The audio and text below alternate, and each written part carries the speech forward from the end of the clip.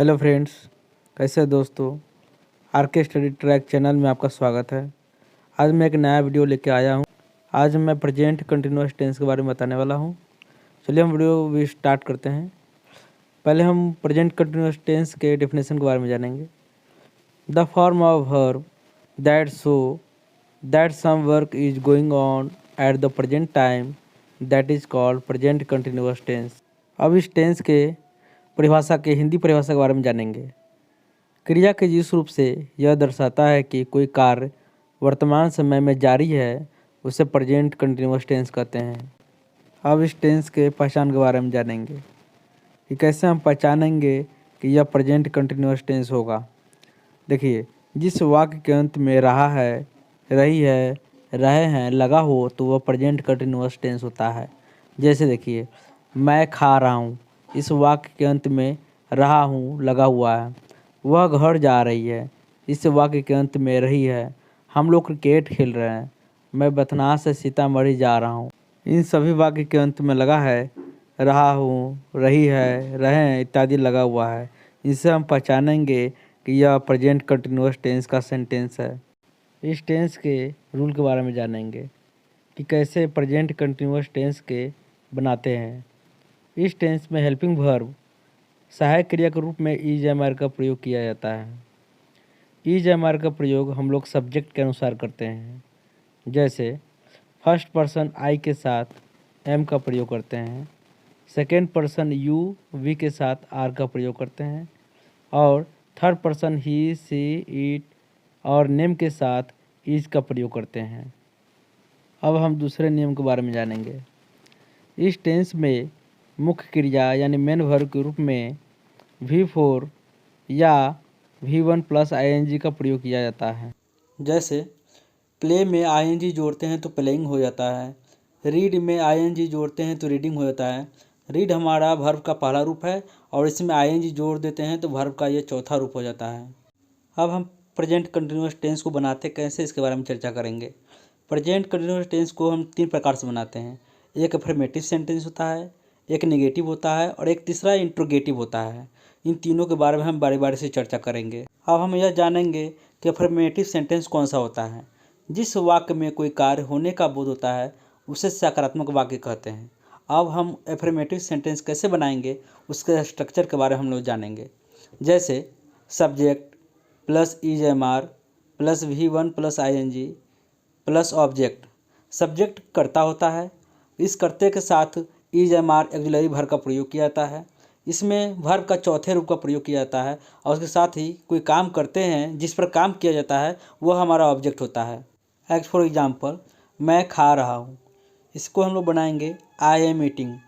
मैं सब्जेक्ट है, खा रहा हूँ खाना वर्ब है और इसमें ऑक्सिलरी वर्ब आई के साथ एम का प्रयोग होता है, इसलिए आई एम ईटिंग हो गया।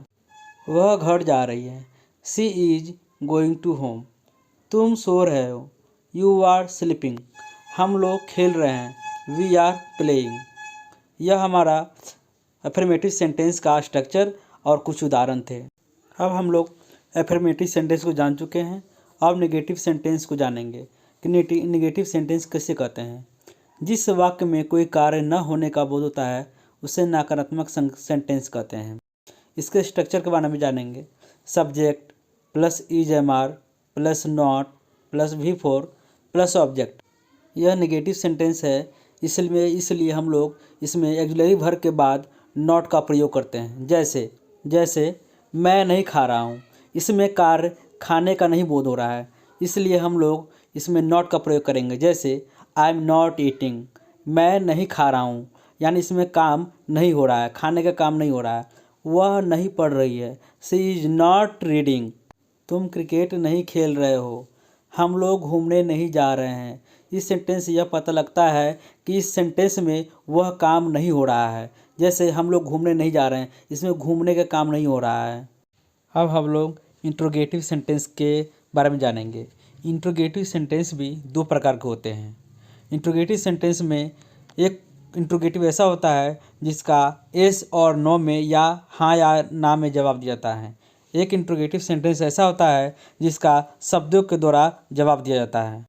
इंट्रोगेटिव सेंटेंस होता क्या है? जिस वाक्य में प्रश्नवाचक शब्द लगा हो तो वह इंट्रोगेटिव सेंटेंस होता है। जैसे मैं क्या खा रहा हूँ, वह क्यों दौड़ रहा है, क्या मैं खाता हूँ, क्या वह दौड़ रहा है, ये सभी इंट्रोगेटिव सेंटेंस होते हैं।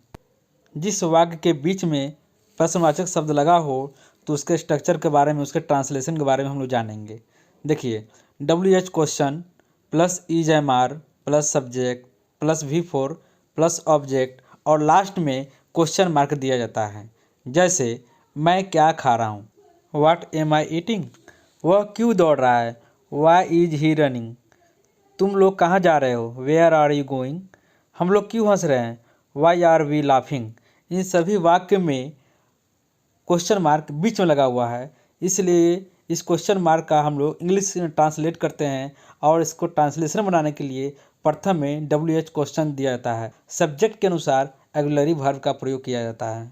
इसके साथ साथ वर्ब का चौथा रूप का प्रयोग किया जाता है, जैसे V1 प्लस ING। अब हम इंट्रोगेटिव सेंटेंस के दूसरे वाक्य के बारे में बताएंगे। जिस वाक्य के प्रथम में प्रश्नवाचक शब्द लगा हो तो उसको कैसे बनाएंगे। उसमें हम लोग सब्जेक्ट के अनुसार उसके ऑक्सिलरी वर्ब को प्रथम में प्रयोग करते हैं।